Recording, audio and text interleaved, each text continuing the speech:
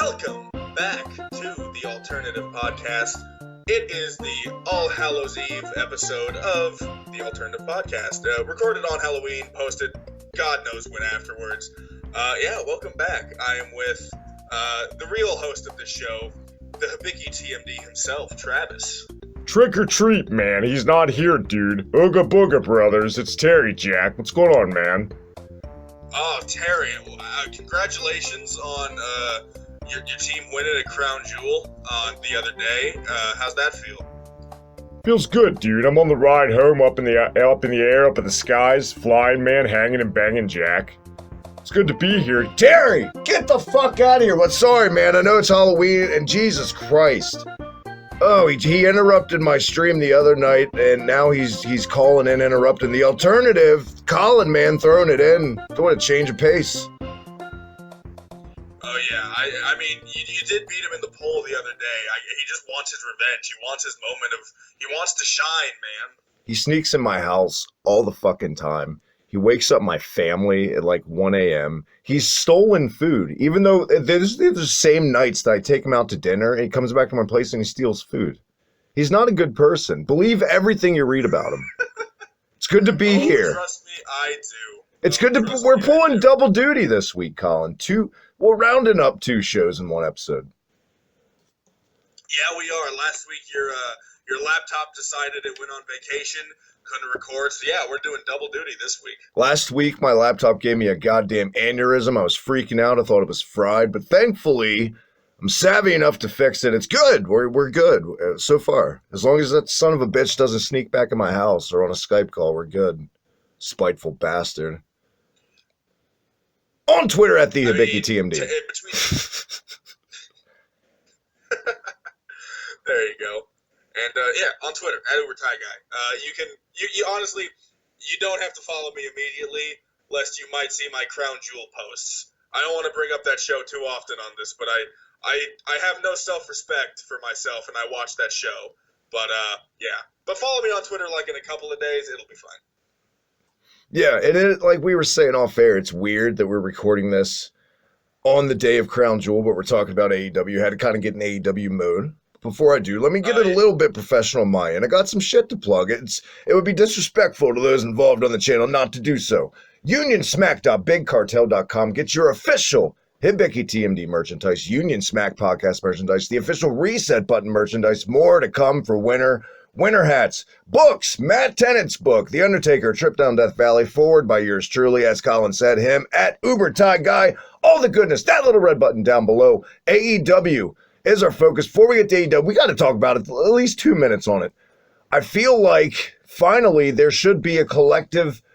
We know people that bitch for the sake of bitching, Colin. We know these people. We talk about them every episode, these assholes on Twitter. But I feel like today should be a day where everyone takes a deep breath, sits back, and goes, finally, I did something right and relevant and something worth their time. Bray Wyatt won the goddamn title finally. It only took a month of people shitting a brick and bitching up and down about that. It was an awful Hell in a Cell finish, but everything moves forward. Let's move on. I mean, people are literally still stuck on Hell in a Cell, for Christ's sakes, and that was weeks ago. But Colin, they did it, and I was surprised they did it at this show. I mean, for once, it's like one of these shows actually means something. Like, there was actual storyline progression with stuff like this. Yeah, and I mean, I was at Hell in a Cell in Sacramento. I made the drive over there to go to the show. And yeah, it was a bad ending. I wasn't a fan. Every chant you heard, I participated in. Bray Wyatt winning the championship. Bray Wyatt is easily one of the most underrated wrestlers the WWE has had in years. His Bray Wyatt character for years has been one of the best in wrestling. And now you have The Fiend, which is my favorite character in wrestling right now. So him finally, it feels right to be able to say Bray Wyatt is a world champion again. There's something special there. You know there is always when there's a guy who comes along and your friends in real life or just friends in general, online, whatever friends, they text you or message you who aren't fans. They have no clue about wrestling, and they usually make fun of it. When they text you and go, who's this guy? He looks awesome. That's happened. 2 people have done that. Friends of mine that don't watch wrestling have seen pictures of The Fiend or like a clip. Or like, wow, that's pretty badass. There's something to be said there, because when does that happen? Exactly, same here. I've had people who maybe were casual fans or maybe just didn't watch wrestling at all. They see the Fiend somewhere and they come to me and they're like, "Hey, what's this about? Why do you have like a horror movie villain on wrestling?" And I'm like, "That's what makes wrestling the greatest thing on the planet, man. What can I say?" Yep, and there's more exciting news about Survivor Series, which we're not going to get into because, as promised, this is AEW. But like I said, I feel like I timed that perfectly at about 2 minutes on the Fiend column. Look at that. We're absolutely amazing in every single way. Kind of like Three Orange Cassidys or Rick and Morty's or whatever the fuck went on this week on AEW. And what's been going on the past 2 weeks of AEW, we got new tag champs. We've just had tremendous freaking fucking, however you want to word it, segments. I've seen on Jim Cornette's podcast, there's something to be said when his co-host Brian Lass praises a segment on AEW, which he did with the DDP segment from last week. But yeah, I feel like these were 2 more solid episodes of Dynamite. Nothing to really bitch about. Again, there's some things, trust me, but for the most part, 2 more very enjoyable, and they flowed. Before you knew it, they were over, both of them. Yeah, see, that's the thing I like about AEW, and I think Wednesday nights are just the greatest day of the week for wrestling right now. They between are. this and the other company that we're not going to name because this is the alternative. We're talking AEW. Between everything happening on Wednesday nights, it's just a fantastic night for wrestling, and I've missed the idea of tuning in for a wrestling show and then all of a sudden it's like it's 2 hours later, it's over, and I'm like, wait, no, don't end. I want more. That's what feels so good about this show. And this sounds lame as shit and kind of Hallmark cardish, but this is how I feel about it. I miss the days of everyone like we had today with The Fiend, for the most part, like 85 to 90%, a collective gathering of positivity about something, an angle, a title change in wrestling. I miss those, and I feel like these crowds are leaving happy. Every crowd that's attended Dynamite, I feel it, besides traffic stores like our buddy Jim on the previous episode, shit like that, that's real life. You kind of can't, you know what I mean. But I feel like these fans are leaving happy. The viewers are obviously happy because in the World Series Game 7, we know there's people that say Alvarez and Meltzer and people like that use that as an excuse. It is what it is. You don't get a Game 7 very often, and it was a pretty good series. You know what I mean? And people have been talking about it a lot. And it's always going to be a factor whether you want to be in denial about real sports or not. No, absolutely. And I mean, hey, congratulations, Washington Nationals, first World Series in franchise history. Got to feel good there. But yeah, no, I mean, regardless of the ratings, and I mean, it shows, and I mean, we're not here to be biased or anything. I'm sure you've noticed, as well as everyone else who has seen the ratings, like the ratings have gone down each single week. Less and less people are tuning in. But that's going to happen regardless. I assume, they're not just going to keep losing. They'll either find like a steady number that they always hover around, or they'll keep going back up. They did happen to start this program on, the part of the year where a bunch of new shows are debuting, or like, the World Series is happening and stuff like that. So, regardless of ratings, if you're a fan of wrestling, you're going to find a way to watch it anyways, whether it's watching it live as it happens or watching clips on YouTube and watching the highlights. And I feel like we've said it on every episode of this, and we're going to keep saying it until the sizzle's kind of worn off. AEW and the Cons and Cody and all those guys, I'm pretty sure they expected a decline like this, a steady decline, because that's just human nature, I feel like. Something isn't shiny and new anymore. You kind of need a break from it, or you get burnt out and shit like that. But you come in, now it's going to spike. Those are the moments you got to worry about when it spikes and how long it stays, risen. That's when you get into more what we have here to work with. But this isn't 98. Again, the ratings thing, it's asinine to even really get into it. And I see people get so worked up about this shit, Colin, as you do too on Twitter. It's insane. Yeah, no, I definitely look at the ratings and I want them to improve and everything like that. But at the end of the day, people are human. I haven't watched all the shows live. And I mean, and the thing is, with I don't know what the numbers entirely entail as far as whether it's strictly like watching it on like cable TV, or if you're watching it on Sling, or you're watching it on this other app or stuff like that. You have to account that there are some people who stream it online illegally, and I don't know if those numbers count. So people are still watching the product. Like, AEW ain't going anywhere anytime soon. And neither is A&W Root Beer. Boom. It's like No, it's this. not. It's a simple case of this. AEW essentially started as a group in New Japan, the Bullet Club, which essentially featured none of the goddamn guys that are there right now, which are in AEW. It was a whole different batch. Bad Luck Fale, Finn Balor. But over the years, that group evolved because it gained exposure through YouTube, through online, not because of ratings on cable television. So what happened with Bullet Club, Colin? It steamrolled. Then you got your AJ Styles, your Codys, your Bucks, the Omegas, all the key players. When you had those guys all in line, they just kept doing and plugging away. All the exposure they were getting was strictly online. There was eventually a TV deal on but it was syndicated, and these matches were shown months before. So AEW All In was essentially the Bullet Club pay-per-view because it steamrolled because of eyes online. AEW is All In steamrolled at the end of the day. This was a tidal wave of grassroots, cult-like, non-ratings factored pro wrestling, which is now, it's in a stage where it's beating WWE programs head to head. It didn't need ratings. Ratings don't matter. Case in point. Yeah, and what you also have to realize, all of this stemmed from the show being the Elite on YouTube. They only have a little more than 400,000 subscribers. They're not getting the silver play button, they're not getting the gold play button, everything like that anytime soon. And then you have more people than their subscribers tuning in each week to watch the show. Ratings don't matter like everyone says they are. Sure, yeah, if 50 people are tuning in like Impact once had, you might get a little concerned. But at the end of the day, they don't matter. You want to know why, and I don't like them in real life, but you want to know why Matt and Nick Jackson and their wife too. Let's give credit to is it Matt's wife, who's pretty much running the merch shit with him. They were smart enough before they were noticed by any television company to go to retailers first. They went to Hot Topic. They helped New Japan helped them pipeline to get their merch into Hot Topic first. Because when you get into retail stores first, then you get eyes from the network, and that's exactly what happens. If networks see something's catching on and they can make money off of it, they're going to jump on that shit like fucking sharks. That's why they're a network. And so people don't get it. They really don't. All you got to do, guys, is open your eyes when you get worked up over ratings. You got a cult grassroots promotion versus corporate America. That's what you got here. Absolutely. Yeah, no, and getting into the Hot Topic and getting into retail was easily the best decision they've ever made. I don't know if they'd be in the same spot they are now if they kind of didn't get that their foot into the pop culture door long time before the show was even a thought. Yeah.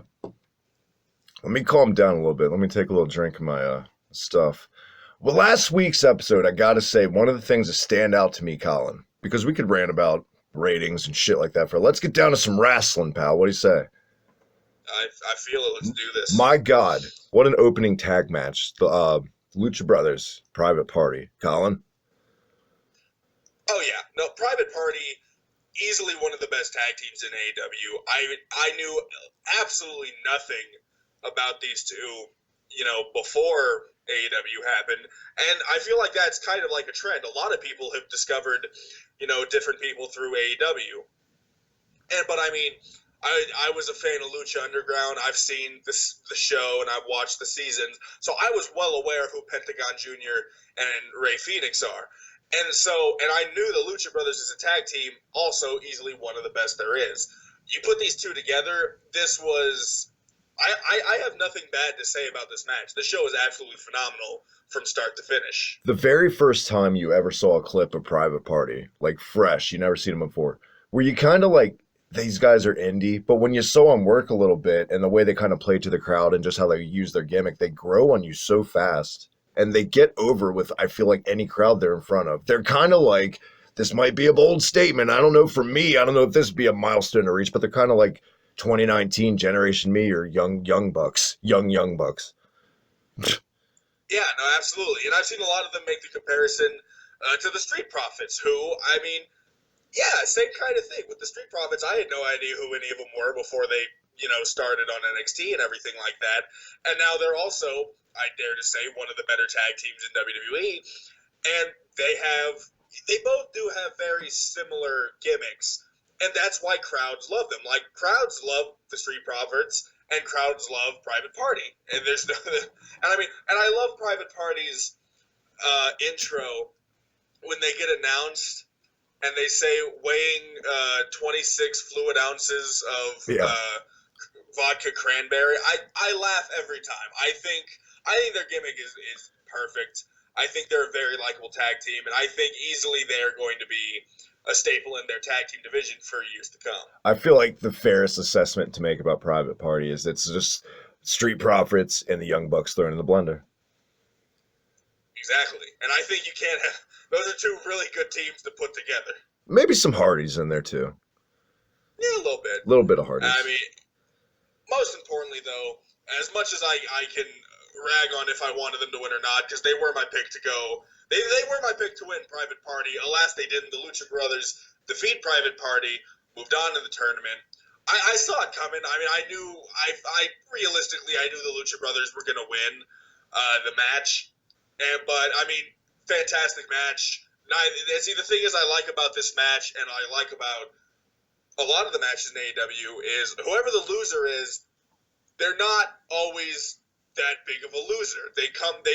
Usually the loser of the match comes out of the match, you still want to see them the next week. You're still like, oh, well, he's still going to do something. It's okay. Well, technically, in their point system, it does matter. All right, calm down, Internet.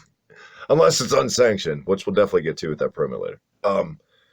Yeah, I was surprised how much, and a lot of it, I got to be honest, a lot of this was just the Lucha Brothers, I think, putting this over. They're so good. Pentagon Jr. just steals, you can't take your eyes off the guy. I feel like he's a lot younger than you'd think. He's wise beyond his years in the ring. Absolutely. I think him having such like a big role in Lucha Underground and that whole show definitely helped him a lot. That gave him a lot of experience. And so, I mean, and the guy's tailor-made for TV. I mean, he did the Lucha Underground, and that's what I like about these guys who come from that show is they're tailor-made for TV. Mm-hmm. And so they know what a hard cam is. Exactly. It's easy to get them out there and for them to put on outstanding matches. I feel like it was really smart booking too, because you can say what you want, yeah, but sometimes predictability is good in wrestling, and in this case I feel like it was too, Colin, because it told a story. That great attack on Christopher Daniels, right, from the Lucha Brothers, which essentially, storyline wise, turned him heel, even though people weren't booing him, because who wants to boo him, like we've said.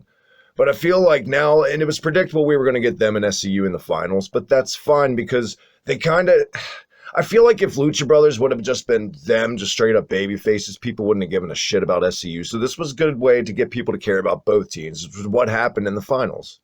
Exactly. We'll get to the finals a little later on with New Champs Crown, but I thought that was a great way to kick off last week's episode. Did you notice how last week's episode just kicked straight in to the match? There was no intro. It was fucking nothing. Yeah, and they did that with the finals of the tournament too, where we didn't really see the intros, just boom, back from commercial, right into the introductions, and even the introductions were almost halfway over. And I like that a lot. I like when wrestling shows start with wrestling. It's not done a lot anymore, but when it is, it's very fun to watch. And I feel like the fact that they're vignettes as opposed to where WWE, you watch a WWE show, it's like a vignette, like match vignette, build up, commercial, vignette, match, shit. Like there's a formula, right? With AEW, it's kind of sporadic, but it fucking works. And that's how wrestling used to be. NWA's like that too now. NWA Power, which is probably the most critically acclaimed show out there right now, even more than AEW and New Japan.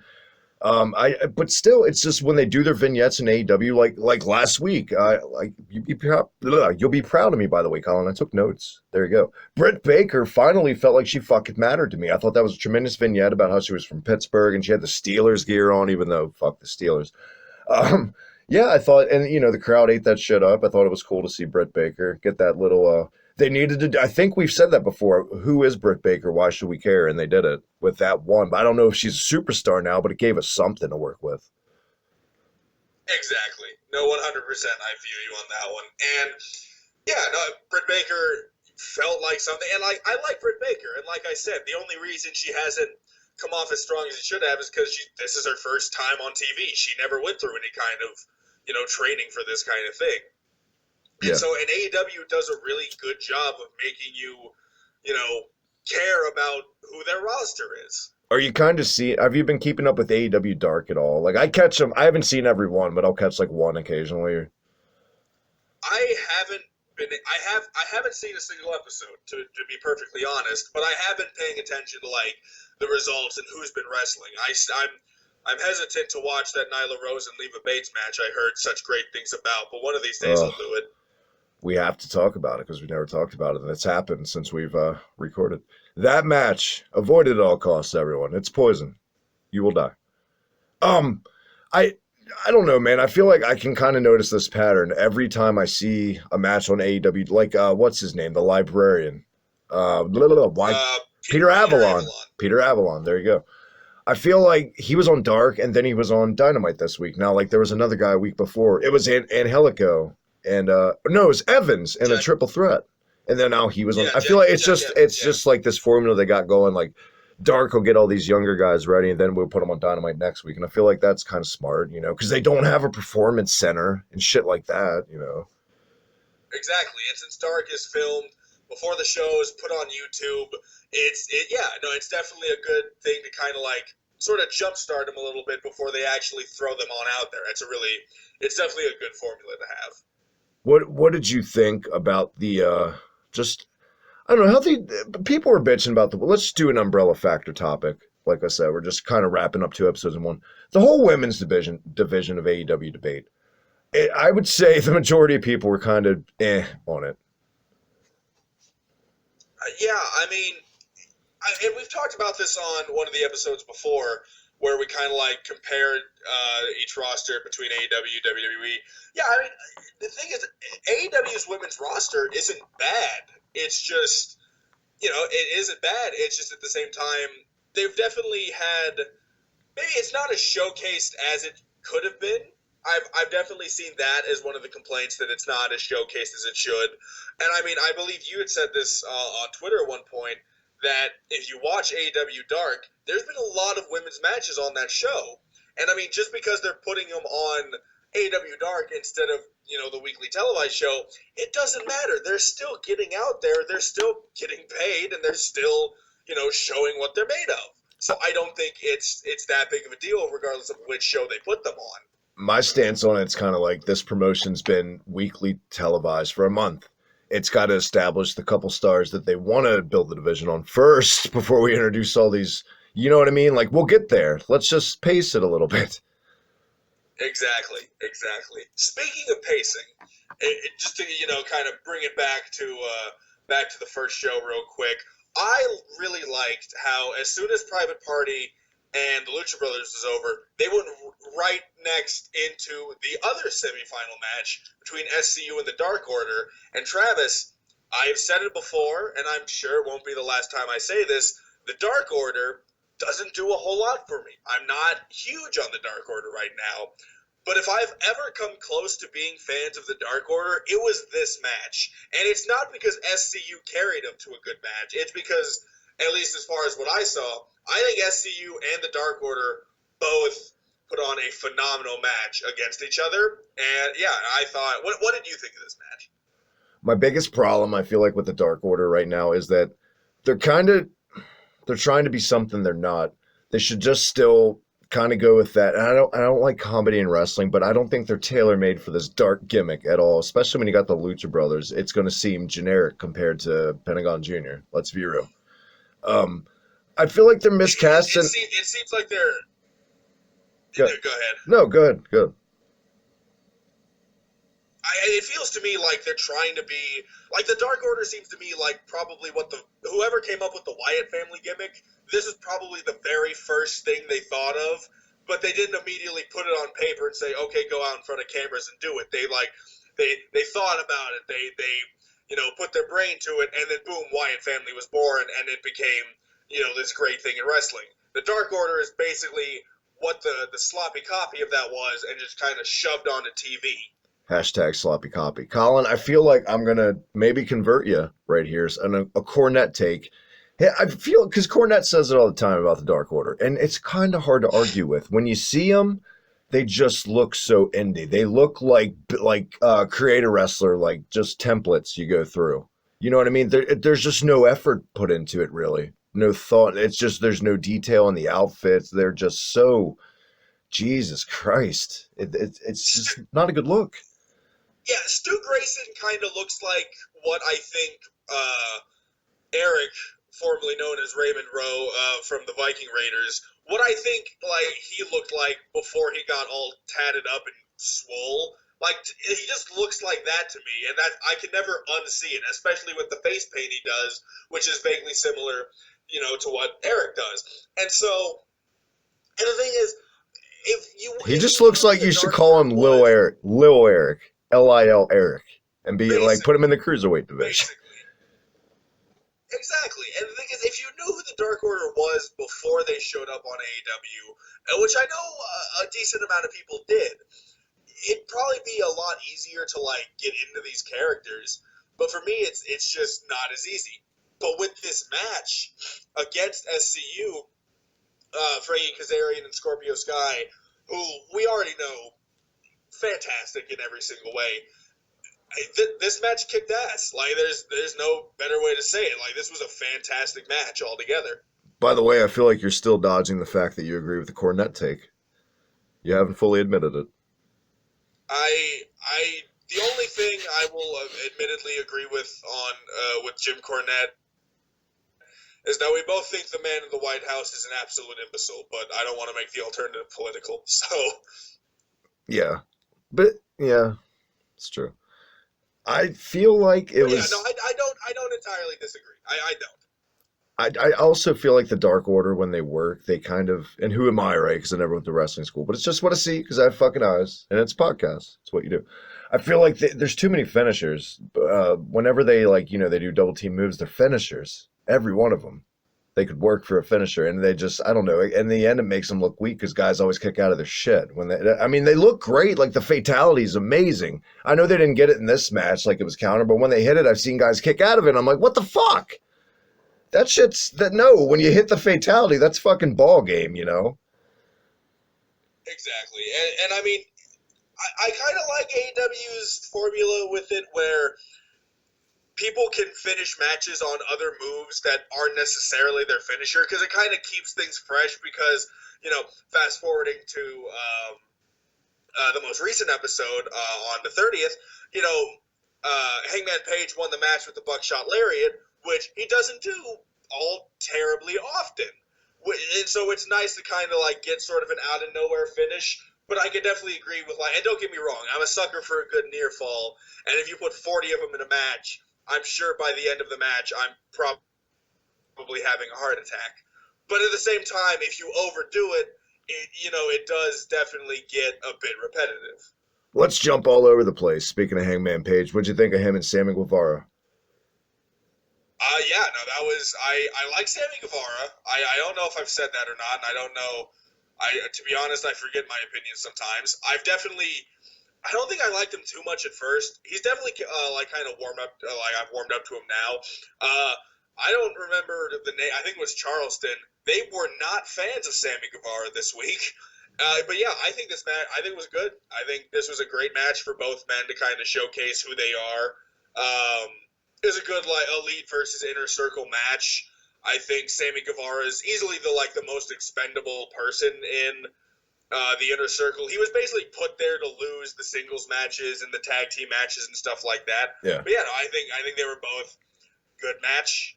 I feel like he's the fall guy until there's a mid-card title introduced, and then he probably will hold that, one of the first guys.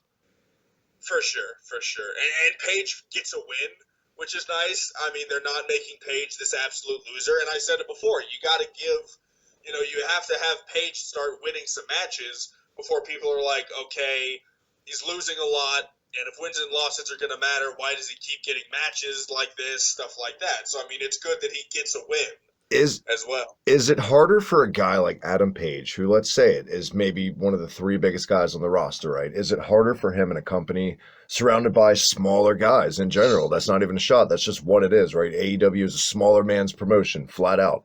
Does it hurt his character if all these matches against smaller guys are competitive and he's not dominant at the end of the day? Do you think that may be the thing that gets him in the end, where he doesn't have the faith of the fans? Like, this fucking guy, He struggled with Sammy Guevara. I mean, he's supposed to be big and bad, like, ooh, I'm a cowboy.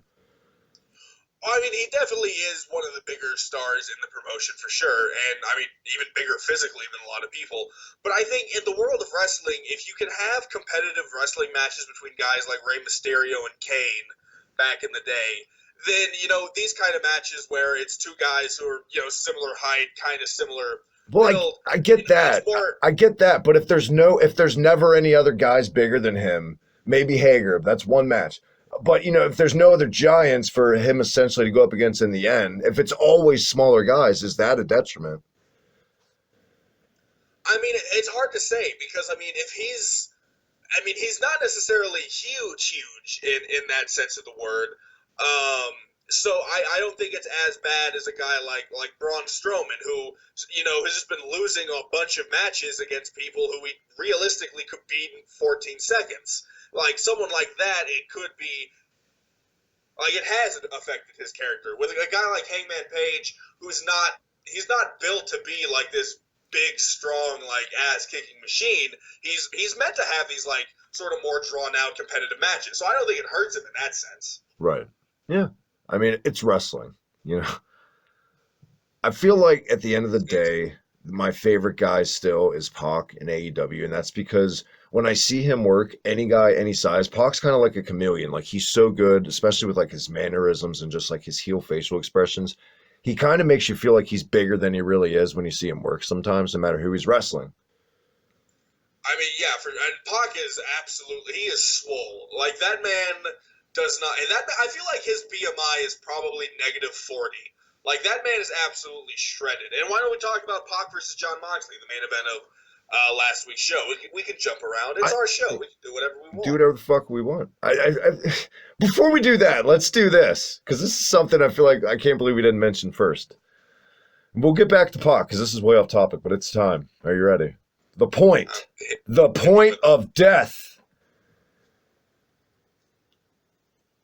Brandy Rhodes. Brandy Rhodes when she did the point, Colin. Way to go. Oh, yeah. I see that it was so lost on me when that was happening because because that was after the Britt Baker and Jamie Hayter match, and I mean, and shout out to Jamie Hayter making her AEW debut. I'm really excited for that. I don't know if you know a whole lot about her. I know she's been in Stardom a lot. That easily one of the better women's wrestlers in the world, probably.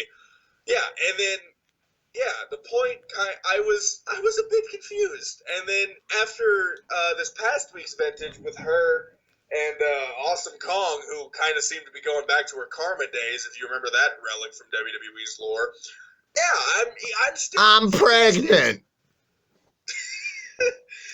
Yes, she was. Yes, you are. Yeah, it was definitely strange, and I mean, if we can get a Papa Shango cameo anytime soon, because that's kind of seems like where they're going with it. I mean, I'll pop. I have a Papa Shango tattoo. You give me him in any capacity, and I'll jump. So I mean, yeah, we'll see where it goes. We'll see if Brandy all of a sudden becomes Sister Abigail or something like that. Because I color me curious at least as to what they're gonna do with her and where this is all going. No. Colin, no. I don't get her off. The worst thing of AEW right now is Brandy Rhodes. Every time she's on TV, it's awful. Oh, no, I'm not disagreeing with you there. But, I mean, at the same time, I'm still a young wrestling fan. I'm curious as to where it's going to end up. You just think she's hot. But, I mean, at the same time... Just admit it. I mean, there's very few people I don't think they're hot. I mean, but that's not the point. What I'm saying is, I think I'm interested in where it's going, but if it's not going to go somewhere interesting and if it's not going to go somewhere good, then yeah, I don't want it there. We were talking earlier about how they need to kind of pace it with like focusing on certain women in the division, right? It's early, it's in its infancy, all that stuff. They're totally doing the opposite with Brandy Rhodes. They're already making her feel like Kmart Stephanie McMahon. They're making her this figurehead of all women in AEW when she's not even really a worker, and it just has that same kind of feel to it because you know who she's sleeping with at the end of the day. Let's be real. It just comes off like that to me, and I feel like that's the last thing people have been so accustomed to just seeing that on their television with the mainstream wrestling promotion, just like the boss's daughter, son-in-law's wife. Why is she here? Why does she have to announce every women's milestone type thing? Yeah,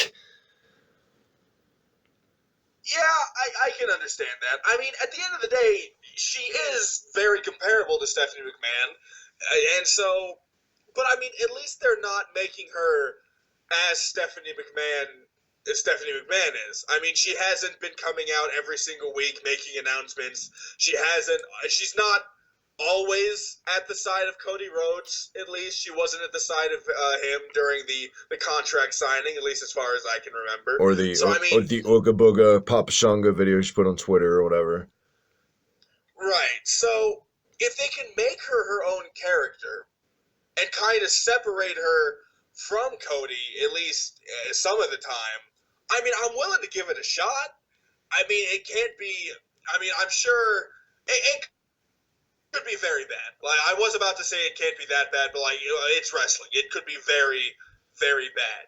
But I mean, the thing is with wrestling, I'm sure there were plenty of people who saw Bray Wyatt's character at first and thought, what the hell is this? This is never going to work. He's not going to last 6 months. And now he's the Universal fucking champion. So you got to give everything some sort of shot. I will give Brandy Rhodes this. Vicky Guerrero ended up really working when it shouldn't have worked. It's a very good point, yeah. We'll see. I don't. Either way, what the fuck? And I hope that was a pre-tape with the point she did, because who the fuck gave that the green light that thought that was a good idea to air that? That was ridiculous. Let's be honest. No, the point definitely lasted 14 seconds longer than it should have. It felt like a combination of a Jedi mind trick, the monkey from Family Guy, just all mixed up into one. It's just terrible. Who does that in real life? It looked like she was trying to like do the Force on the ring announcer to have her head explode, and it just wasn't working. The day that I quit my job, I'm going to do that to my boss. My final day. Just finger point at him and hope something happens. When he hands me my last check, I'm just going to snatch it and point. Oh, man. I feel like last week's roundabout, the one everybody was talking about and praising, my favorite segment, probably yours, was the whole thing with the whole episode. The Inner Circle was up in the skybox, and this led to a Cody Rhodes in-ring promo with Tony Schiavone, which it's still surreal to see Tony Schiavone, but I feel like Tony's killing it, man. I'm not hating it. This led to just Jericho, like somehow magically, by the way, he has a ticket and he's a fan, he's got a microphone, and it's wrestling. It gets a pass. It's not that serious, people. To start mocking Cody, and eventually Cody makes the line here, Colin. He couldn't take it anymore. He eventually said, "It's not like the other company. I can come up there and essentially beat the shit out of you," is what happened. Yeah, and the thing is, I did think it was a bit corny that it was, Jericho's like, it's 5 versus 1, and then he overplayed it. Whatever, it's still 5 versus 2. Goldust comes out, 5 versus 3, it's fine. And then you're like, okay, I know more people are going to keep coming out. It's not that big of a surprise. And then I get slapped in the face with, holy shit, Diamond Dallas Page is here. Not the 4th person I was expecting. Yeah, I was kind of expecting MJF. I expected a tag team for some reason. I don't know why. But, I mean, I wasn't disappointed. I didn't expect DDP. That caught me off guard. But, yeah, I'm with you. Jericho felt like he kind of went old school corny on it. He overplayed it like a Jerry Lawler heel or something. You know what I mean? For sure. And I will say he popped me real good with the line, who wears a scarf? That was good. That was the one line that fucking worked. And MJF, you could tell, was trying not to just smile because he's probably idolized Jericho, let's be real. I mean, MJF is just absolutely fantastic in every way. I love the thing you sent me right before the show where his meet and greet price got up to $200 because people still keep buying it. I mean, the man's a genius. And, I mean, yeah, Jericho and MJF are both fantastic heels, even though MJF is a face. MJF is a curious character because he's a face, but he's a heel. But people like he's a good guy, but he's not. Well, let's be real. He's gonna turn on Cody, and that's gonna be his ultra mega shit heel push, and that's gonna push him to his AEW World Title. That's endgame. That's gonna happen, whether people want to admit it or not. And the blueprints are set right now for vignettes in the future with these flashbacks of when they were buddies. Oh, absolutely. And I mean, let's try to call it a couple weeks in advance. Does it happen in Full Gear? Does it? Cody is in the world title match. I mean, it seems like a good good opportunity for MJF to just smack him with the chair. What if Dustin, it's all schmaz, and he's not really hurt, and he calls Cody the match, and then they play that resentful brother, like, Dad always loved you more, and he blah, blah, blah, and he was never around when I was a kid, and they go with that route, which they try to do in WWE, but done in AEW with that edge and the freedom they're given, I feel like it could work a whole lot more. I mean, it could, but they did just do Dustin versus Cody and kind of like. But it was so good, and I feel like, that. But I feel like if any match deserves an encore, Colin, my God. Oh no, absolutely no. Dustin and Cody Rhodes, I think, blew everyone out of the water with the fantastic match they had for sure. I mean, I'm definitely willing to give it. I'm definitely willing to watch that match again. Absolutely. But that is not the case with right now because he was at his brother's side in this along with MJF. By the way, MJF, did you see that little thing? I think it was either on their YouTube or Twitter, maybe Dark. I don't think it might have been on Dynamite how MJF got into the business, how he's bullied in football in high school and shit. I did. I thought that was a fantastic. My just God. Just an absolutely well put together kind of like backstory to MJF. I'll say it right now. NXT was my favorite show of the week, but this was my favorite probably promo segment of the week was this little get to know MJF right here. And just that line at the end, like, well, now he's a drug addict. Fuck him because I'm rich. And blah, that was fucking, like, he brought it all together and made himself a heel again. Like, you felt sorry for him and he was out of character. Then he just brought it all home with that one line about that bully at the very end. It was tremendous. If you've never seen it, guys, go out of your way to watch anything MJF, pretty much, Colin. I can't think of a single thing he's done wrong. I really can't. But yeah, this was great. That they marched right up to the skybox with PNP. I did it again. I didn't call him LAX.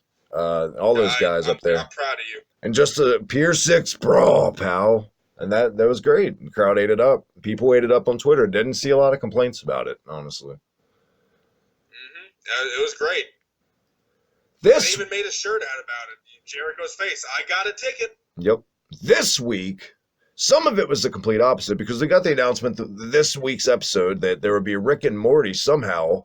And they're either one side of the fence of Rick and Morty or the other. People think it's cringe and fucking meatheads like it. Or I'm kind of like, it's good. It's not the great. It's no Futurama or some shit like that, but it's good for what it is. But I'm not like a diehard about it. But either way, there's been that whole argument all week, Colin. Well, people made fun of WWE when they did the Muppets, but this was the same thing. Well, three guys, excuse me. I disagree. Yeah, they dressed up in costumes as Rick and Morty for a match, as opposed to Rick and Morty hosting Dynamite. Right, yeah, it's a lot different because I mean, yeah, I saw plenty of the whole like this is the same thing as the Muppets, and I'm like, and I mean to be fair, it hadn't happened yet. We had no idea what was going to happen. And then, yeah, the Best Friends came out dressed as Rick and Morty. You had Orange Cassidy also dressed as Rick. And, yeah, they faced, they brought back John Silver and Alex Reynolds back again to do the job. But, I mean, they were back again. I like the idea of them having enhancement talent that is also, they also have kind of like a character and like a, not necessarily a backstory, but like these people have been used before. And it's kind of cool to see them back. Now, let's hopefully, I don't think we're going to see the next James Ellsworth on our hands anytime soon. Yeah. At least I hope not. Well, yeah, God, yeah, Jesus. They had John Silver, Alex Reynolds, QT Marshall. Sure. Apples. Sure, everyone was. Yeah, Apples. exactly.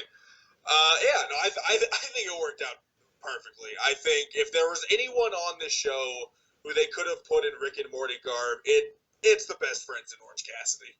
Somehow they made me give a shit about QT Marshall too because I caught that little thing on AEW Dark about get to know QT Marshall. He's like a backstage producer and he's like a fucking 20-year vet, like just friends with Cody all these years.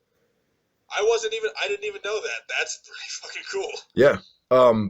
This was a really weird segment match for me, the Rick and Morty match. That's just what we'll call it. Because Tannen, my co-host on the Reset Button, cheap plug, dressed as this for Halloween like last year or the year before, and every time I see this, I always see Tannen. So it was like watching three Tannens just wrestle around. So it was hard to get into for me, but that's just personal reasons. But it was exactly what you would see on like a Raw or something. Or if there was a holiday-themed episode, there'd be one little entertainment filler match. And I feel like Orange Cassidy and the Best Friends, they're not going to be contenders for anything or any serious angles for quite a while. I feel like they're going that route, AEW that is, like TNA went, to its detriment in the end. WWE, to its detriment more times than not, they're going to throw comedy segments in there to coincide to have that fine balance with the action segments.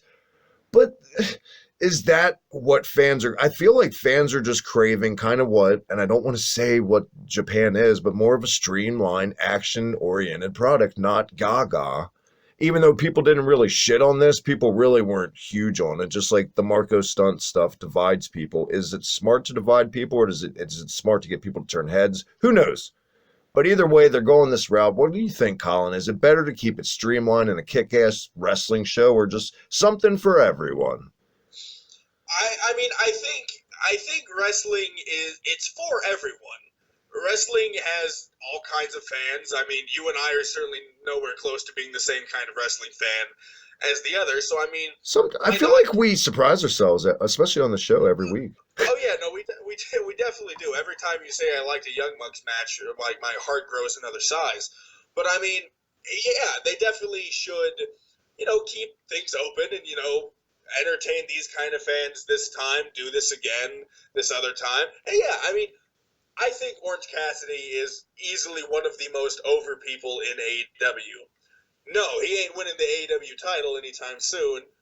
But I mean, everyone loves to see him. People love the best friends. I mean, despite what you may think about their name, it works for them. I think, yeah. So I mean, why not do this kind of thing? It's the Halloween episode of AEW. They had people dress up in costumes here and there. Let the wrestlers have fun. I mean, at the end of the day, they're human beings too, and I'm sure they're having fun doing these kind of zany gimmicks. They're having fun doing these costume things and stuff like that. So who are we to say it was stupid? Who are we to say no, they shouldn't do that? They're having fun. And that's how you prevent wrestlers from being burnt out and leaving. That if they're having fun doing what they're doing, they'll keep doing it. It wasn't the Swedish chef from the Muppets interviewing the AEW champion in a backstage segment. Urska burska burska burska burska burska burska. Yeah, and like on NXT this week, they had Poppy open the show, and that was the thing. I heard a lot of, and I mean I did it too, but there were a lot of people saying like, "Oh, AEW is Rick and Morty, NXT is Poppy. This is gonna be awful," and both of them were pretty fucking cool. At least to me, I love Poppy. I think I like her appearance. I like how she's kind of like a canon character in NXT now. Like they bring her back for different things here and there, and she opened the show. Like, I mean, and I think that was a refreshing thing to do. You don't see that a whole lot with like just a singer who has some, an actual decent following in pop culture, opening a wrestling show, singing one of their songs. She sang Io Shirai to the ring and everything like that. So, yeah, it's fun. It's something that's going to make someone happy or just make someone's, time watching wrestling a little bit more enjoyable. So why not? I never usually have a problem with celebrity or singer like that if it's coincided like they did with Io Shirai or like Motorhead did with Triple H. If it's coincided with the event, but when it's like, oh, here's a Machine Gun Kelly concert for no fucking reason, or here's Saliva and Drowning Pool, I'm just like,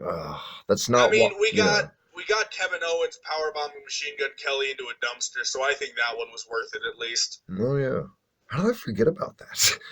Right, it feels like it was way before Kevin Owens' time that happened, but you'd be surprised. Here's Kid Rock at WrestleMania in Florida. Right. Yeah, hate that shit, but that was fine when they did it with Poppy because they ripped the Band-Aid off, they got it out of their system. It's not like she was throughout the entire show, but either way, At least they didn't have Dr. Teeth singing Cody's theme song to the interview. Yeah. Yeah.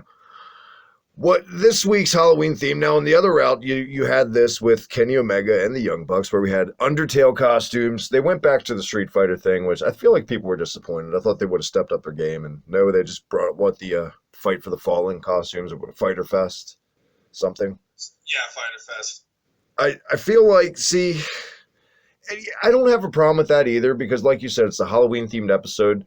For a promotion like this that's weekly, especially with like a year from now at Halloween time, they're going to want stuff in the can for footage.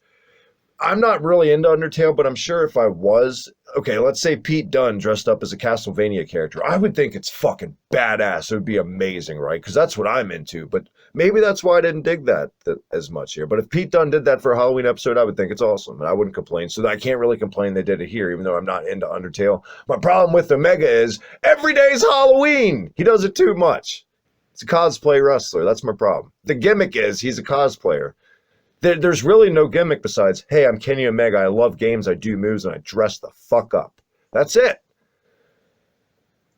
I mean, I think Kenny Omega, and I mean, you and I probably had debate after debate about this.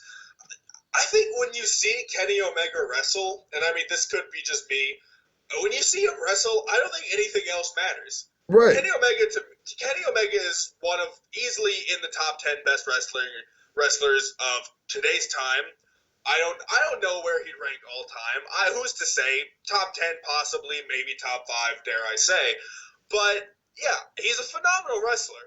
So if he dresses up as Sans from Undertale, or and does all the zany outfits every week, it doesn't matter at the end of the day when he goes into that ring, gives a phenomenal performance, and wins. But I feel like, Colin, would people consider Bret Hart's entire run as memorable as just a total package if he never had that heel run in 97, the anti-American character? Would Daniel Bryan says be glossed over if the Yes movement never happened? He never did a crazy vegan character or a schizophrenic character with Kane. I feel like eventually you're going to have to use a gimmick to get a lasting impression. I feel like if you just go with he was a great wrestler his whole career, and I know Omega is tremendous in the ring, and I get it, and it's not like he doesn't have a gimmick. His gimmick is like he just loves fucking video games, and he's cocky, I guess, and he sweeps floors.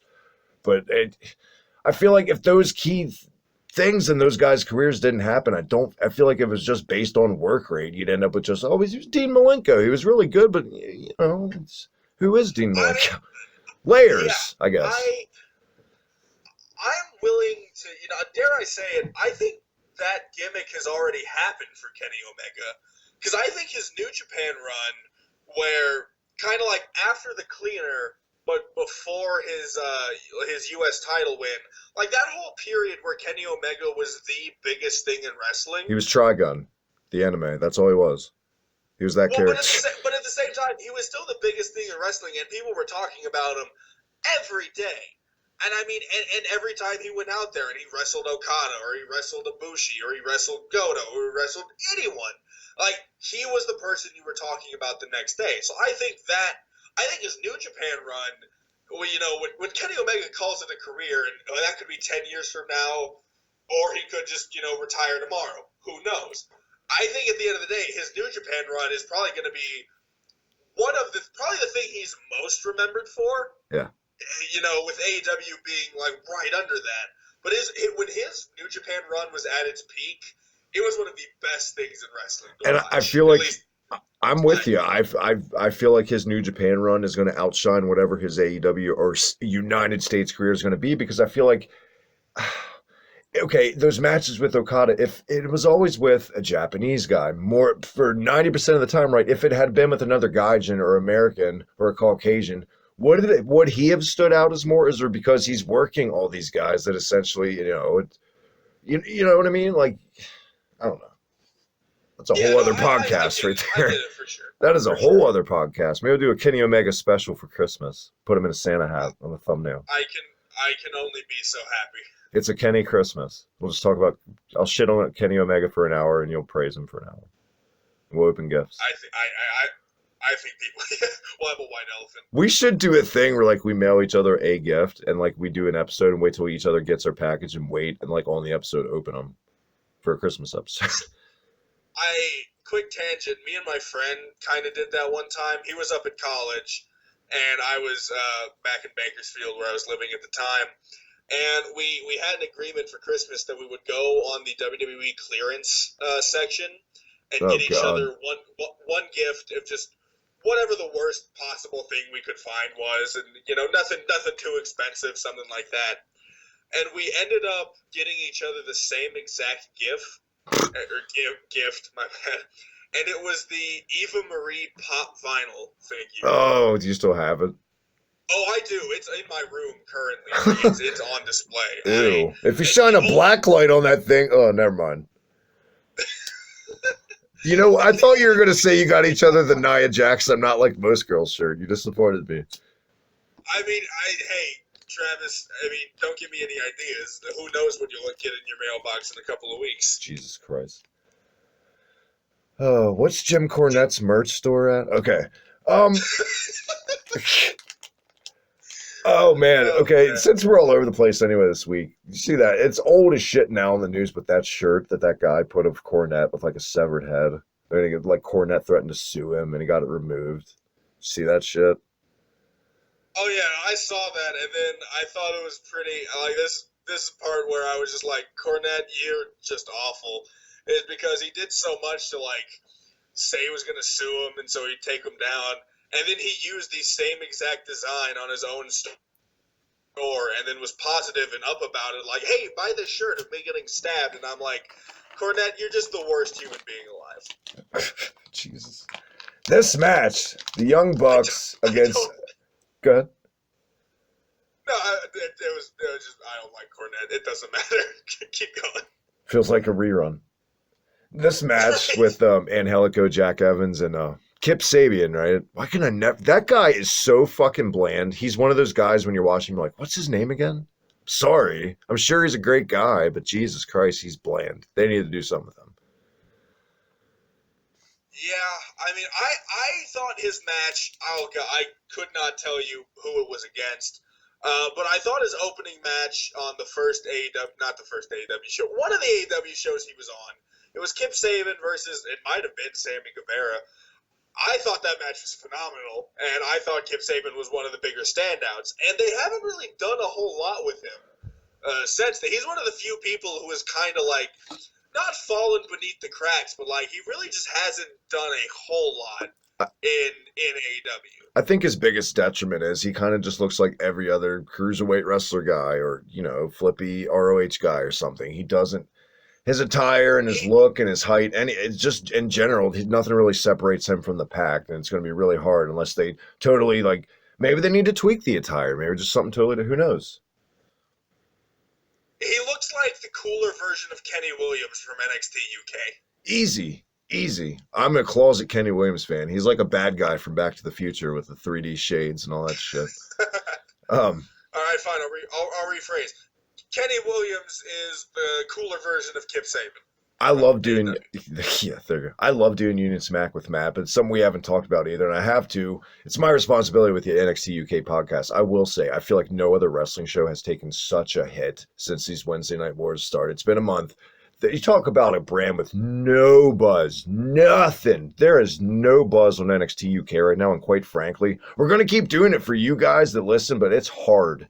It is hard to get through some of these episodes because when there's no buzz on a product, it's just like you're going through the motions, you know? Let's hope it doesn't get cruise controlled. Yeah. Well, spoiler alert, though. It is really disappointing that Cameron Grimes defeated Tyler Bate. That was definitely an interesting call. I mean, yeah, no, I watched that match and I was excited to see it. If anything, I just wanted Tyler Bate to crush that fucking hat Cameron Grimes wears. I can't stand that hat, and I hope it gets burned in a fire. I want to be like Slash.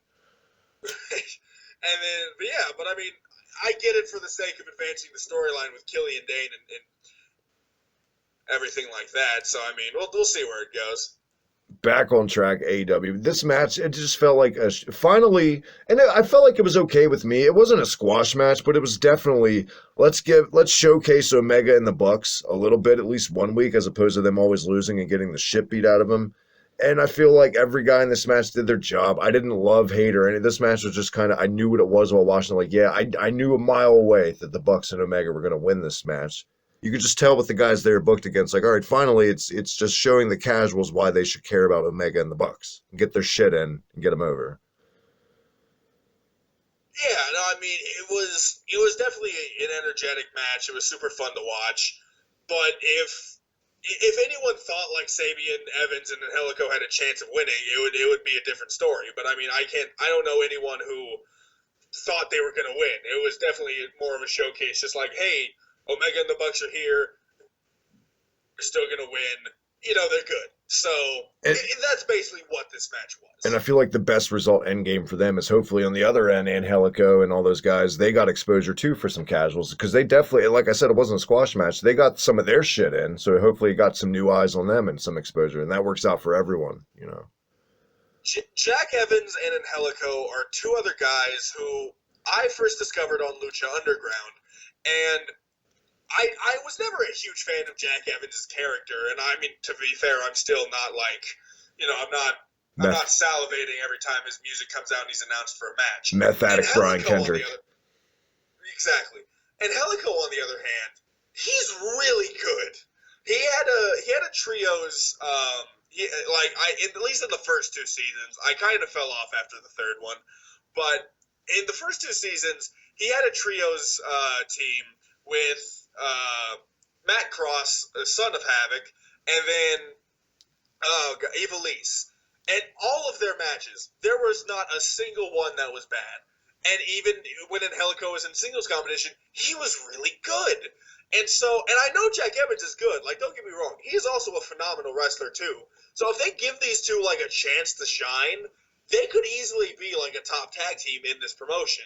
Right now, they're just kind of used as like, oh hey, people know they're good, so when they lose, it's like, okay, well, at least the person they lost to, like, they lost to a good team and stuff like that. But I want to see them get a chance to actually do something. I think Angelico, whenever they introduce a mid-card title, whenever that'll be, should easily be in contention for that title. Still just want to punch that face repeatedly. Understandable. I mean, him and I have essentially the same haircut, and I know how you feel about my hair, so I get it. Your hair's grown on me because it's gotten longer. His is just so punchable. I just want to smush it in with That's my fair. fist.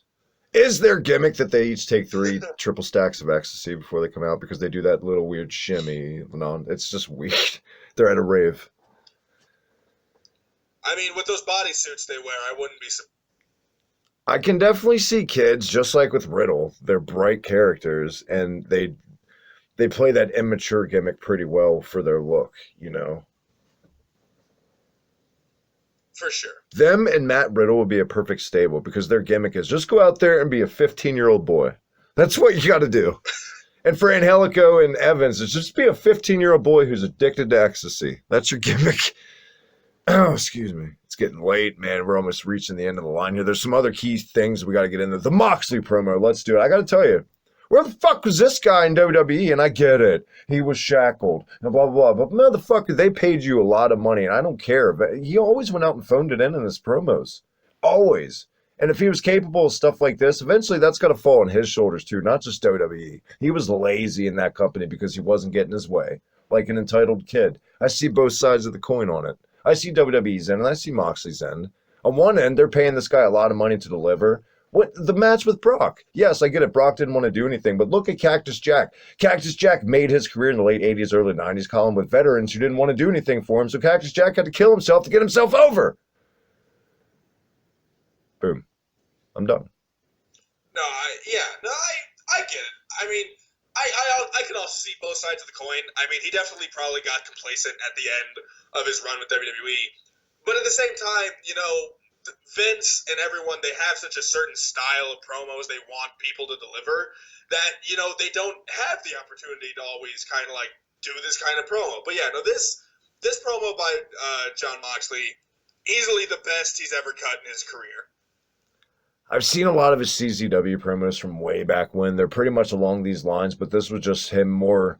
You can tell that he's at his prime in his career, and just it was turned up to 100, not a 10. It was really good.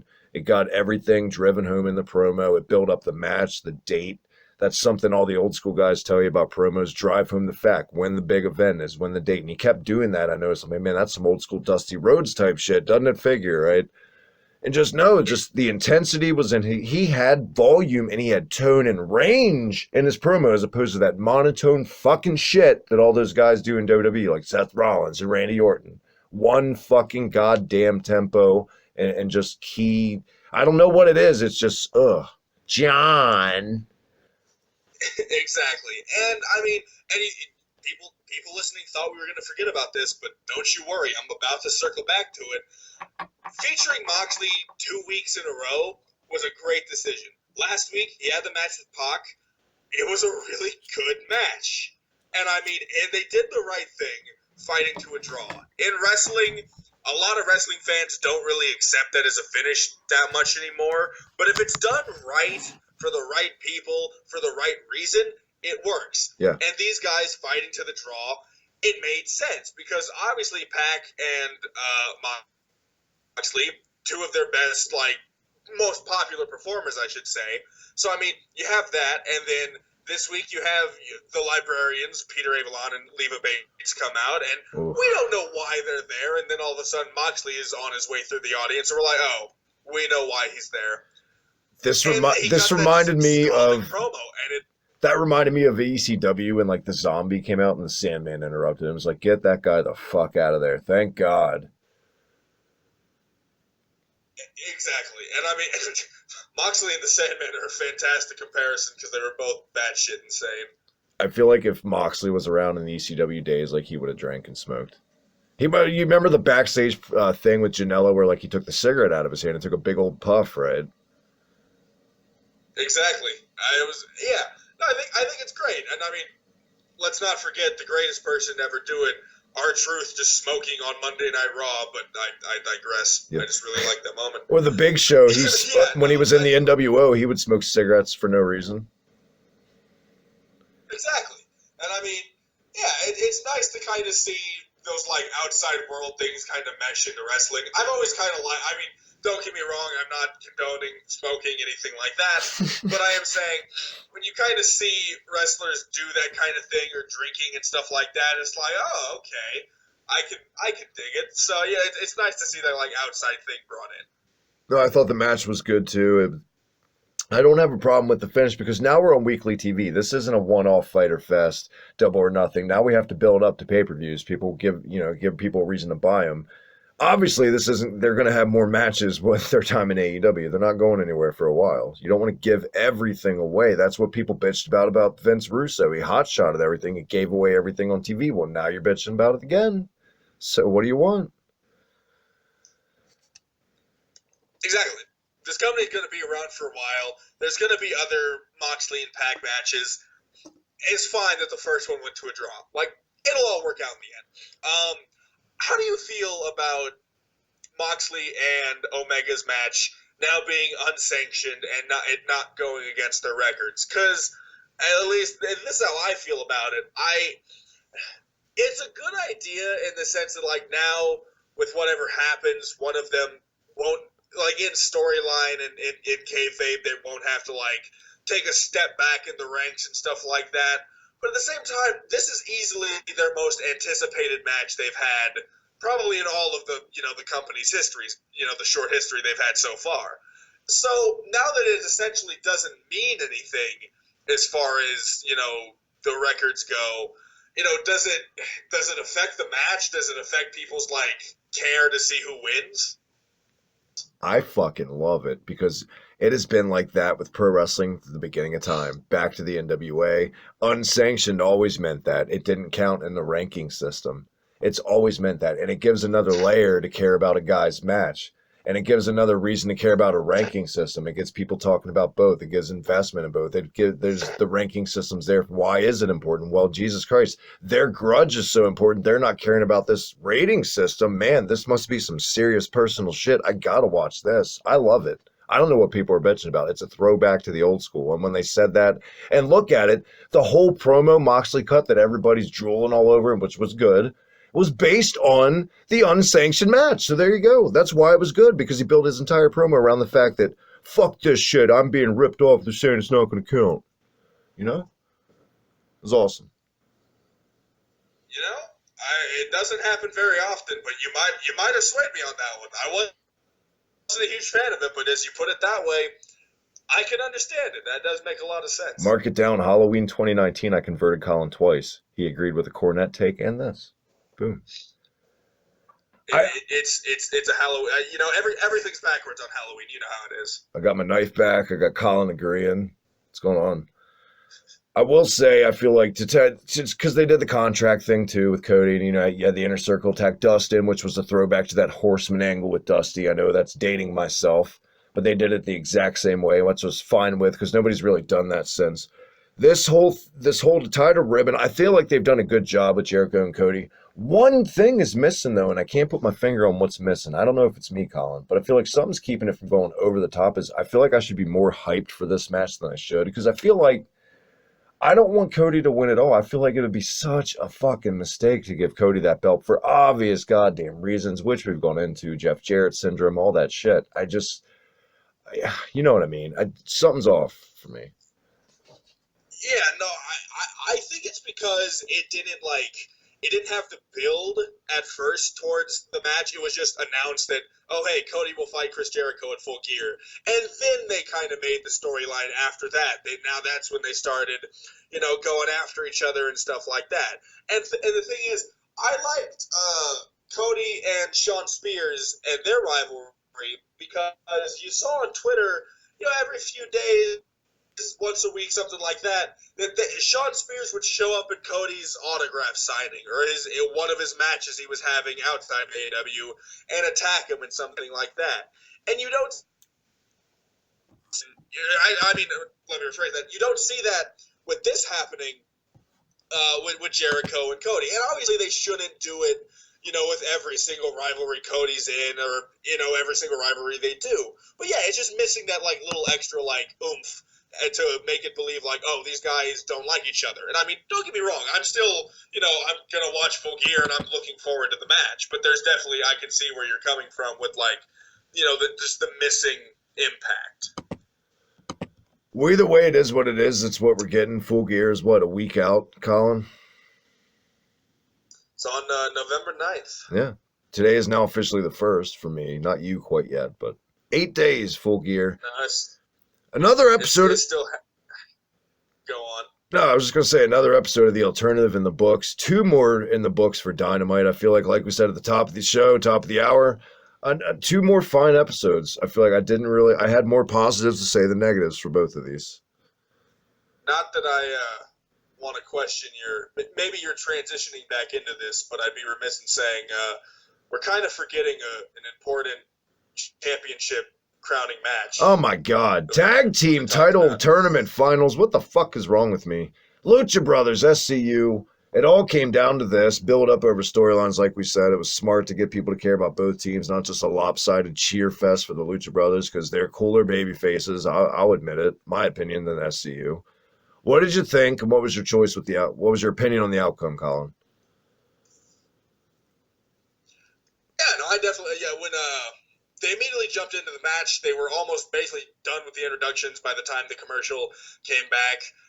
Lucha Brothers and SCU, very established teams in the AEW universe, so to speak.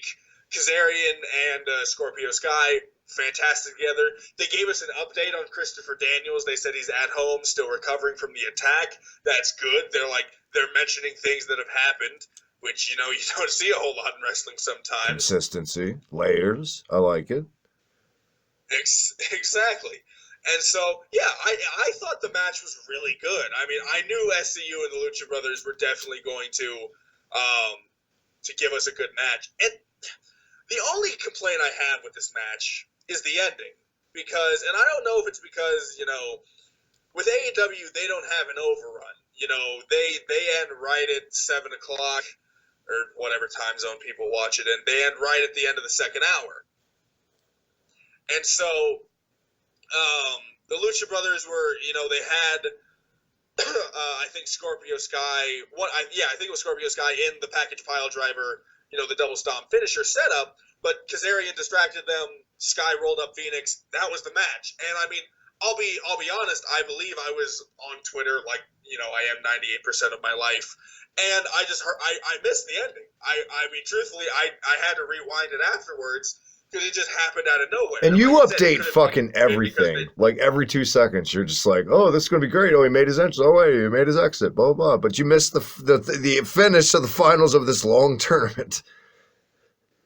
Yeah, exactly. And I mean, hey, to be fair, I have plenty of friends who tell me who like, yeah, I keep up with wrestling because you tweet about it all the time, and I'm like, sweet, that's exactly what I'm trying to do with all of my tweeting. Does it feel like But your yeah, duty and now? so what was that? Does it feel like your duty now, like you're the gatekeeper of wrestling to these people? Yeah, I feel like if I miss a live tweeting episode, it's like, oh no, now my friends are gonna stop watching, and like I can't let that happen. But yeah, and so the ending out of nowhere a bit. Personally, I would have preferred if the Lucha Brothers won. That's just me being biased because I fucking love the Lucha Brothers in every single way. But yeah, Kazarian, Scorpio Sky, AEW World Tag Team Champions, first time ever. I dug it. I liked the match. I dug it too because I feel like they will have their day in the sun again. The Lucha Brothers, they're definitely going to get those titles. They're not losing any popularity from losing this match. People are always going to love these guys. This match will probably happen again or it'll happen down the line. Who knows? But I feel like this was the right call. And I feel like somebody predicted this on like episode 1. What? Nothing? Yeah, give credit where credit's due. I was getting there. Give credit where credit is due. I was right. SoCal Uncensored won. That was my prediction from the start. You were right. Thank you, Travis. I think we were both right, actually. Did we both say SCU? I was wrong. No, I was fucking with you. I predicted Private Party. I can't even keep up. And it's only 4 episodes in. That's not a good sign. Yeah, SCU, finally the tag champs. I feel like Private Party was probably benefited the most from this tournament as opposed to someone who actually won the belts and went to the finals. Any other team, I feel like they benefited the most. That match with the Luchas just definitely, that drove it home. And I feel like for now, they're made men for the time being. They just got to keep it consistent. Don't fuck them up booking-wise, you know? Absolutely. I think Private Party easily could, if on the next episode they come out and say, we want a title match, believable.